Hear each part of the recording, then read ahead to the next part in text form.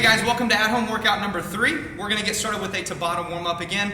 This time we'll do 4 movements, but we're going to go through 3 rounds. So the 4 movements are going to be burpees, then we're moving on to butt kicks, inchworms, and then we're finishing with hip bridges. So it's still the same 20 seconds on, 10 seconds off, but we're doing 3 rounds.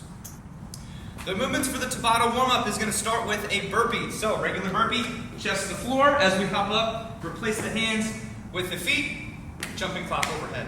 The second movement is going to be a butt kick. So basically running in place as we keep the knees to the floor, taking the feet to the butt. After the butt kicks, we're going to be going into inchworms. So as we bend over, take our hands to the floor, keep our legs as straight as possible. If you need to slightly bend your knees here, you can, but we're going to walk those hands out into a plank, and then walking our hands back to our feet. We're going to repeat this for 20 seconds. After our inchworms, we're going to go into hip bridges, where we will lay on the floor, bring our feet to our butt, place our hands on either side of our hips as we push our hips into the air. That is your Tabata warm-up. The workout for option 1, 2, and 3 are going to be the same today. So just like every other Friday, we're going to continue on with a hero workout. The workout for today is the Hero WOD Brenton. Brenton is going to be 5 rounds of a 100-foot bear crawl, followed by a 100-foot broad jump. Every 5 broad jumps, you're going to perform 3 burpees. If you have a 20-pound vest, wear that. So the workout is 5 rounds, 100-foot bear crawl, then 100-foot broad jump with 3 burpees every 5 broad jumps.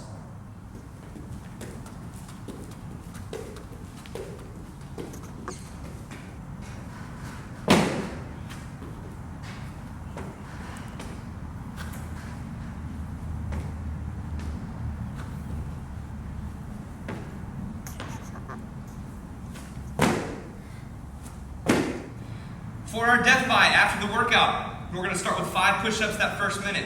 So what I'm looking for is to maintain a tight stomach. As we go down, our hips and our quads stay off of the floor. As our chest touches, our elbows stay close to the sides. As we press tall, locking those elbows out. If you're not able to maintain those positions, go to the knees and keep that same straight line from the knees to the shoulders.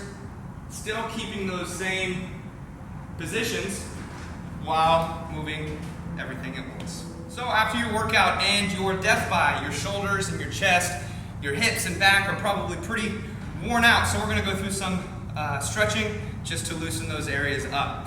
So the first position that I would like to start in is the pigeon. Ideally, we're going to get that shin nice and parallel in front of us as we send that leg back behind us. If you're not able to get into this position, bring that foot a little bit closer to the hip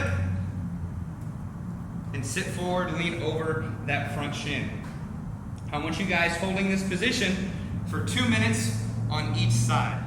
After you guys perform your pigeon stretch, we're going to go into what's called thread the needle. So as we get down into almost a child's pose position, you're going to let one arm come through with that palm facing the floor as we lay on that shoulder. All right, try and keep your hips square as you rotate your upper back, feeling that stretch on the back side of your shoulder.